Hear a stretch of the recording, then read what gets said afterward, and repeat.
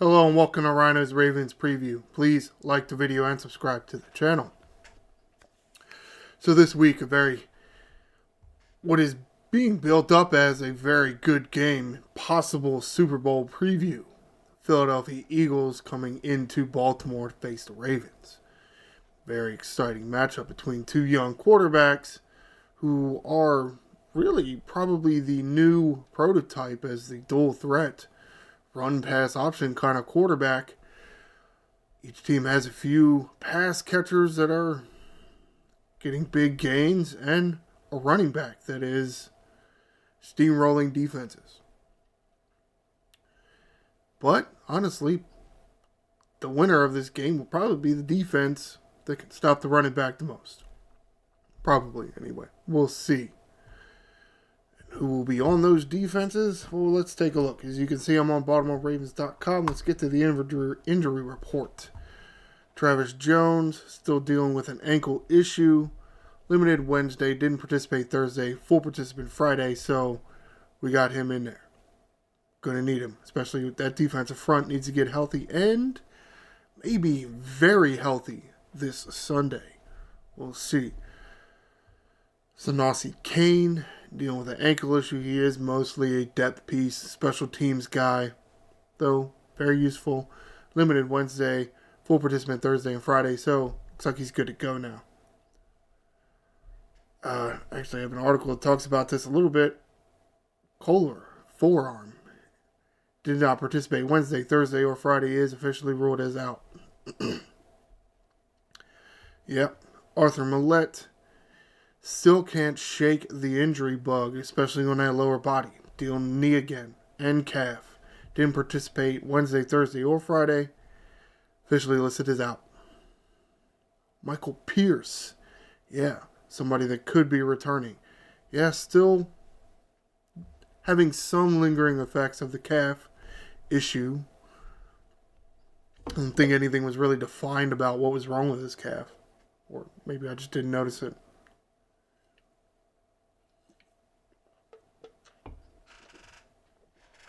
Limited Wednesday and Thursday, but full participant Friday.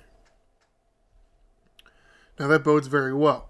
At the same time, is he in game shape? I mean, he's a big fat guy. You know, he's a big fat run stuffer, which we really need one of them because he's our biggest and our fattest and our bestest run stuffer. Maybe not best. Tough to say, really. Really could use him in there. He is listed as questionable, one, because again, how is the calf going to heal? Or how has it healed? And again, is he in game shape? And again, now, something I talked about with the IR, they have been activated from the IR and are allowed to practice, but there's a window where you have to put them on the 53-man roster again. That has to happen. That hasn't happened yet. Nothing's set in stone yet that'll be able to play. As soon as they get more information on whether he'll be able to play or not, I'm sure they'll make that call. Hopefully he's in there. One guy that they're telling us will be in there, Roquan Smith, hamstring issue, limited Wednesday and Thursday, full participant Friday. Again, nothing here at game status. They're saying he's in. TJ Tampa, their second cornerback that they drafted this season in this past draft, in the 4th round, I believe, dealing with an ankle issue. Nothing for Wednesday, but limited Thursday and Friday. Somewhat listed as questionable, though to a certain extent, he is really a depth special teams guy. Not that we can't use one of them, it's just, you know, with Tre'Davious White and his, let's say, reemergence. You know, I mean, that adds, 3 corners to the outside now with Wiggins, White, Stevens, got Humphrey in the inside. I mean, that's 4 guys you could use, right? But we know all the problems the Ravens have had with their secondary this year. Kyle Van Noy dealing with a hamstring and a neck issue. Did not participate Wednesday, Thursday, or Friday. Here, there is his official listing, or as of, the injury report on BaltimoreRavens.com. Doubtful, which is not good. But we'll see. Broderick Washington, knee/rest. Nothing Wednesday, so it was probably the rest day, which perfectly understandable. Didn't participate Thursday, which is maybe somewhat concerning, but full participant Friday. So, again, it did look more like it was just rest. Let's get to some of these articles. This article here, written by Clifton Brown, BaltimoreRavens.com staff writer. I didn't even notice it. I don't know if more of the cameras, because the cameras didn't show it or what, but Charlie Kolar broke his arm in that game against the Chargers. Anybody else notice that? I mean, it's possible that it happened and it just, way over my head. I wasn't paying attention to it, but yeah, broke his arm. Finished the game anyway, though. Oh, okay. How about that? But broken arm. As far as the timetable of the injury, not 100% sure, but he's going to miss some time. He's going to miss some time. Now, we still got Andrews, and we still got Likely, and we still got Ricard. So, yeah, I mean, his presence won't be missed that much. But it'll be missed, I mean, he's almost the,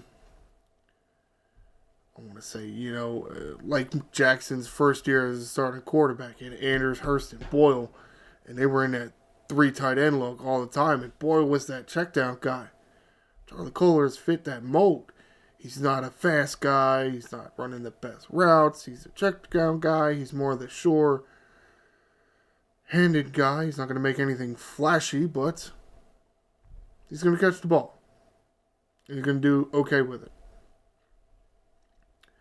So, yeah, his services will be missed, but probably can be covered up. Probably more than any other position, losing one tight end is probably where the Ravens are going to be okay. Hopefully, anyway.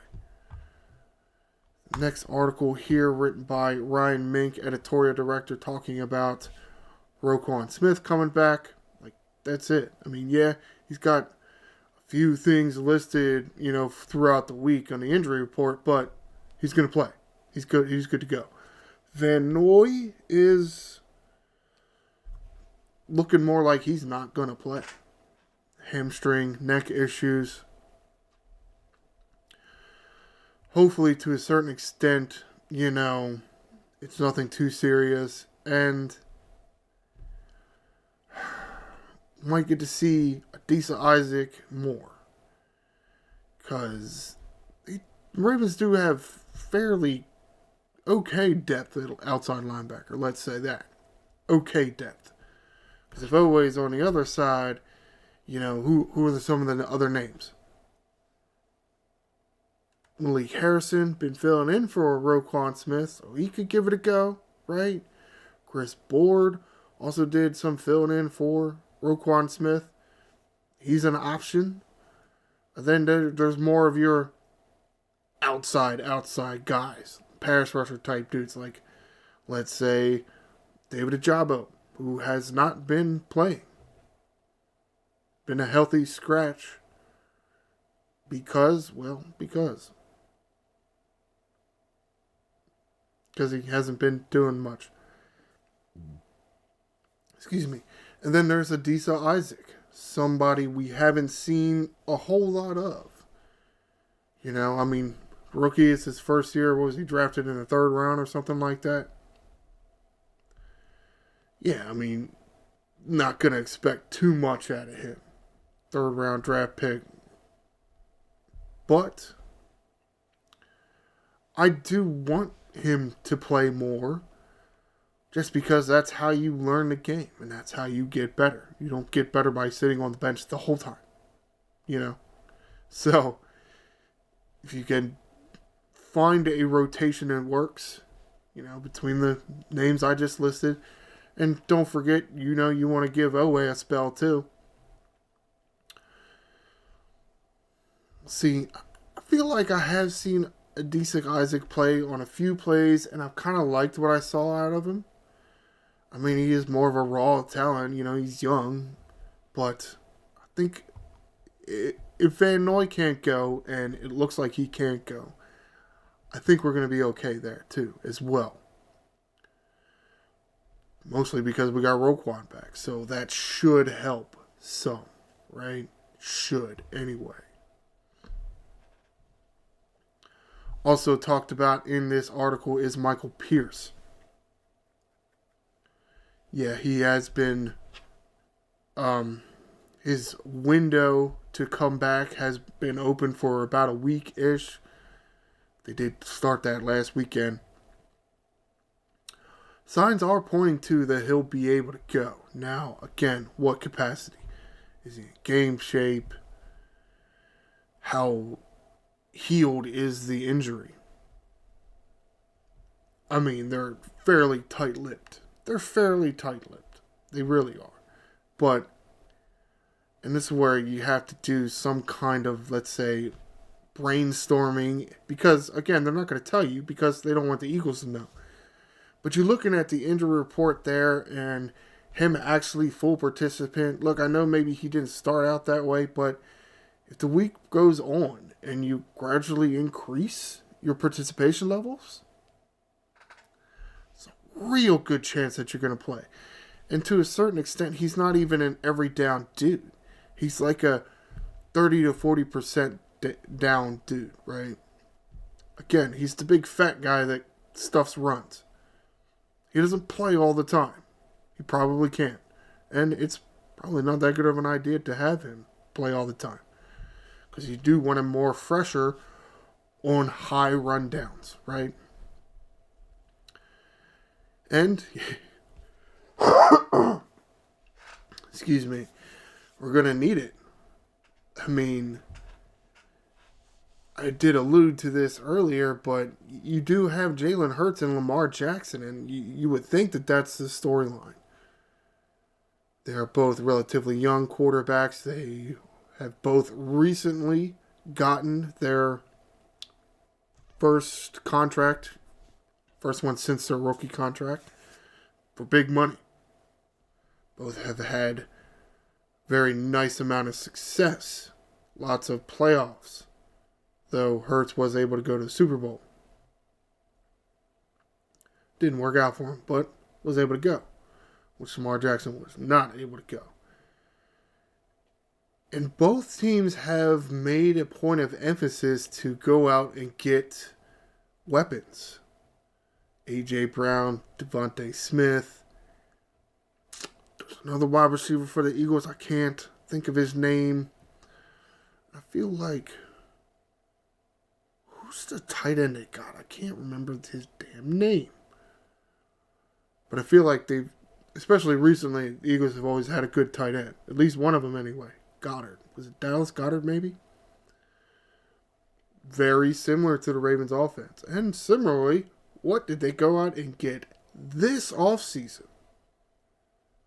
Well, the best running back available. Because at least I'm pretty sure, right? The Ravens got Henry first. So therefore, when the Eagles are getting their running back, well, Henry's not available. So it's Saquon Barkley. Of course, potato there. Who's the better running back? Saquon Barkley or Derrick Henry? Well, Saquon's younger. Probably a little bit more athletic. Does have power, but Derrick Henry's got power. And I think that is more of the storyline here. Saquon Barkley versus Derrick Henry. Or really Derrick Henry versus the Eagles defense and Saquon Barkley versus the Ravens defense. But it is an old school matchup. I know this is a heavily used phrase this week, but it really is because recently in the NFL we've been all focusing on the quarterbacks and how much they're slinging it all over the place or doing juke moves in the backfield, dodge, duck, dip, dive in, dodge. All these pass rushers and uncorking a throw downfield. or scrambling for a nice run. How much have we talked about premier running backs, top running backs in the NFL, going head to head? But again, they don't actually go head to head, but you know what I mean. Doesn't happen often. It really doesn't seem to happen often, mostly because it's kind of a, what's the word? Running back is a position that gets beat up a lot and is to a certain extent heavily reliant on an offensive line. So, but again, the premier running back, or the bell cow running back, so to speak anyway, that has kind of gone away, and teams don't want to put that much resource into one position, like, say, a running back, which is somewhat of a volatile position. Has potential to get injured and done for the year. And then what? Well, you put all your money into the run game. Now what? Well, yeah. So, but again, at times, NFL teams have done that many years ago. To a certain extent, it's almost recent that some of these running backs have brought the position back to life, right? So much emphasis on the pass game, and so much emphasis on the pass game, and then even more emphasis on the pass game, and then the NFL changes this rule, and that rule, and that rule. So what does now everybody want to defend? The pass. If you are putting so much emphasis on defending the pass, you know what's weak? Run defense.